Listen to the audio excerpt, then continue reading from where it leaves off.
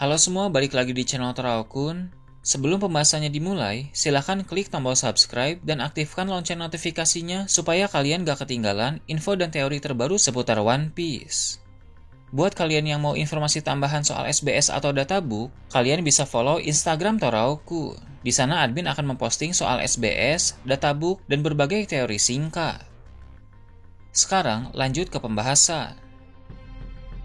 Pada chapter 1121 yang lalu, diperlihatkan bahwa bajak laut topi jerami sudah dalam posisi yang cukup baik karena tidak ada lagi Gorosei yang mengejar mereka ke pantai timur. Kapal Tosansani dan kapal bajak laut Giant Warrior sudah bisa meninggalkan Pulau Egghead dengan lancar. Di chapter 1122 ini pun, mereka akhirnya bisa berlayar menuju ke pulau selanjutnya. Namun, tetap saja ini bukan waktunya untuk bersantai karena setelah arc Egghead ini akan ada perang yang lebih besar lagi karena Egghead sebenarnya hanyalah arc pembuka dalam saga terakhir. Dalam perang besar yang akan terjadi, Luffy harus memiliki sekutu yang tangguh sebanyak mungkin. Berhubung setelah dari Pulau Egghead, bajak laut topi jerami akan pergi ke Pulau Elbaf, maka kerajaan Elbaf akan menjadi aliansi Luffy. Memang di Elbaf pasti ada saja orang-orang yang tidak suka dengan mereka, dan itu bisa memicu pertempuran terjadi di Elbaf. Tapi setelah Luffy membuktikan bahwa dirinya layak menjadi sekutu Elbaf, pihak kerajaan Elbaf pun pada akhirnya akan berada di pihak Luffy. Terlebih Luffy adalah Dewa Matahari Nika yang menjadi legenda Elbaf. Sebenarnya ada Yonkou lain juga yang sudah beraliansi dengan Elbaf, yaitu bajak laut Akagami. Bisa terlihat saat mereka datang ke Elbaf, banyak ras Elbaf yang akrab dengan mereka. Shanks juga bisa bersantai di bar Pulau Elbaf sambil minum-minum. Jelas memang bahwa Elbaf berada di pihak bajak laut Akagami. Tak masalah meskipun Elbaf memihak kepada dua Yonkou yaitu Shanks dan Luffy, karena kedua orang itu sama-sama berada di pihak yang baik dan pasti akan menggunakan One Piece untuk hal yang baik juga. Memang mungkin akan ada momen di mana Luffy bertarung melawan Shanks, tapi itu terjadi ketika nanti mereka sudah mendapatkan One Piece. Itu adalah pertarungan pembuktian Luffy kepada Shanks dan momen di mana Luffy mengembalikan topi jerami milik Shanks karena Luffy sudah menjadi bajak laut yang hebat. Selain Elbaf, masih ada lagi sekutu kuat yang nanti akan membantu bajak laut topi jerami. Sekutu yang kuat itu berasal dari ras Lunaria, yang mana itu adalah King. Karena dulu dia memang menantikan sang Joy Boy dan sempat salah mengira bahwa Kaido adalah Joy Boy yang baru. Setelah tahu bahwa Joy Boy baru yang sebenarnya adalah Luffy, maka King akan berada di pihak Luffy juga. Bahkan masih akan ada juga beberapa ras Lunaria lain dan salah satu di antara mereka bahkan lebih kuat dari King. Seperti yang kita tahu, salah satu kemampuan khas dari Lunaria adalah bisa memanipulasi api. King pernah memperlihatkan kemampuan tersebut ketika dia melawan Zoro dalam perang di Wano Kuni. Namun, sepertinya kemampuan manipulasi api dari ras Lunaria memiliki dua tahapan. Tahapan pertama adalah dasar dan tahapan kedua adalah awakening. Perlu diketahui bahwa bukan hanya kekuatan buah iblis saja yang memiliki tahap awakening, melainkan ada pula kekuatan dari ras-ras tertentu. Sebagai contoh, ras mata tiga yang kekuatannya telah bangkit akan mampu membaca poneglyph, atau suku Ming yang ketika menatap bulan purnama akan bisa mengakses kekuatan sejati mereka dan menjadi sulong. Jadi memang ada ras-ras spesial yang kekuatannya bisa mencapai tahap awakening. Untuk ras Lunaria, kemampuan api mereka lah yang bisa awakening. Hanya saja kekuatan milik King masih belum mencapai tahap tersebut. Sedangkan untuk anggota ras Lunaria terkuat yang admin singgung tadi, kekuatannya telah mencapai tahap awakening. Ketika kekuatan api dari ras Lunaria mencapai tahap tersebut, maka serangan api mereka akan menjadi lebih kuat lagi. Selain itu, api mereka pun bisa menjadi sumber energi yang sangat berguna untuk berbagai hal, seperti Mother Flame yang diciptakan oleh Vegapunk. Jadi, jika kekuatan api Lunaria bangkit, mereka bisa membuat Mother Flame yang alami. Dengan begitu, rasanya cukup jelas alasan mengapa ras Lunaria menjadi musuh pemerintah dunia, sebab pada masa lalu, mereka bekerja sama dengan kerajaan kuno untuk memberikan api Lunaria sebagai sumber energi kerajaan kuno.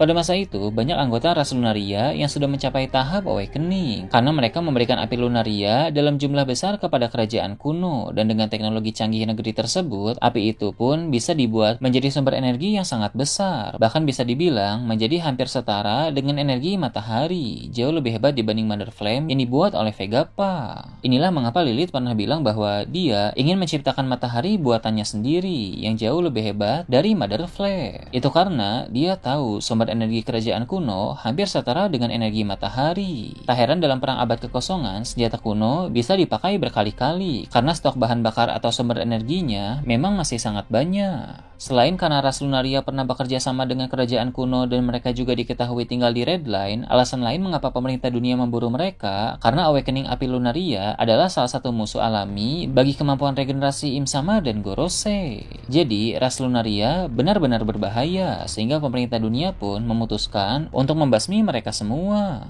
Tapi saat ini, ada beberapa ras Lunaria yang masih selamat. Untuk orang-orang seperti King, memang bukan masalah yang terlalu besar, karena dia belum mencapai Awakening Api Lunaria. King memang bisa memanipulasi api, tapi hanya tahapan dasar dan belum mencapai tahap api sejati dari ras tersebut. Namun, anggota ras Lunaria terkuat yang Adwin bahas tadi telah mencapai tahap Awakening. Dia bisa memanipulasi api sejati yang sangat kuat, dan terlebih khususnya lagi, bisa menjadi sumber energi seperti Mother Flare. Sama seperti King, anggota terkuat ras Lunaria ini akan menjadi sekutu baru Luffy. Sebagai ras Lunaria, dia juga menantikan kedatangan sang Joyboy yang baru, sehingga dia pasti mau beraliansi dengan Luffy.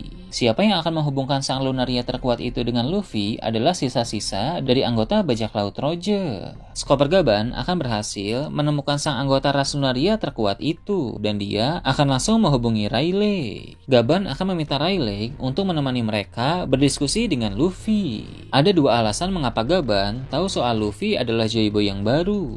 Pertama, tentu karena poster buronan Luffy dalam mode Gear 5. Kedua, karena sepertinya Rayleigh sering berkomunikasi dengan Gaban melalui Denden Mushi, sehingga dia pasti membicarakan soal Luffy.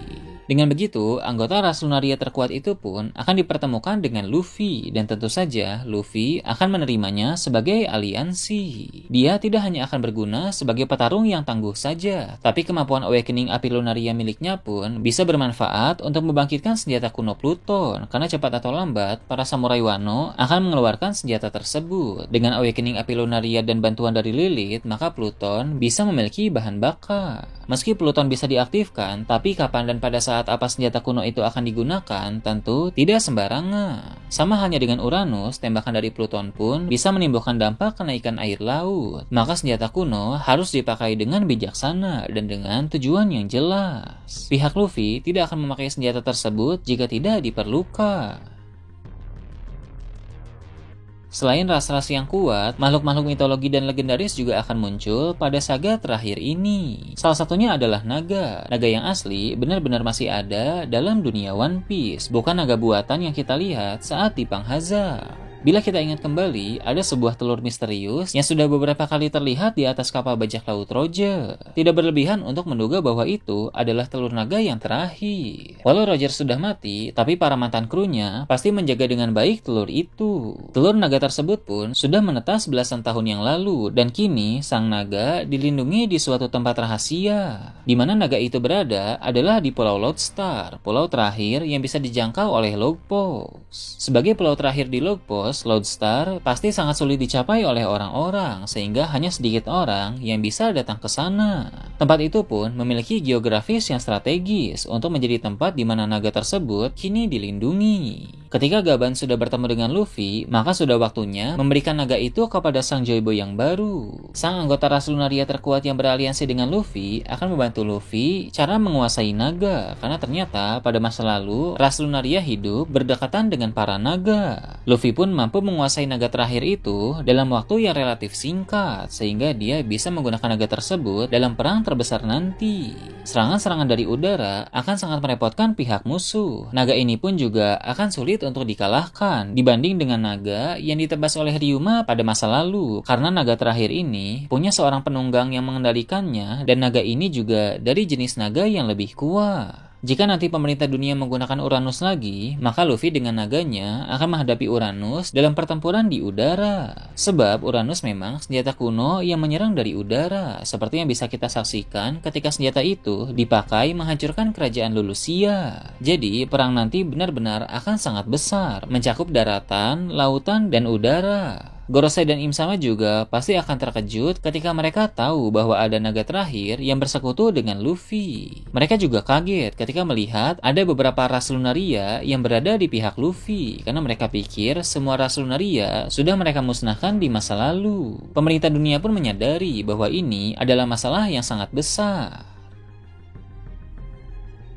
Nah, itu tadi berbagai hal menarik pada chapter 1122.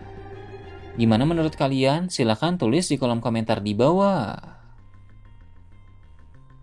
Oke, segitu aja untuk pembahasan kali ini. Jangan lupa like, share, dan subscribe untuk video menarik selanjutnya. Gue Toraokun, Shambles.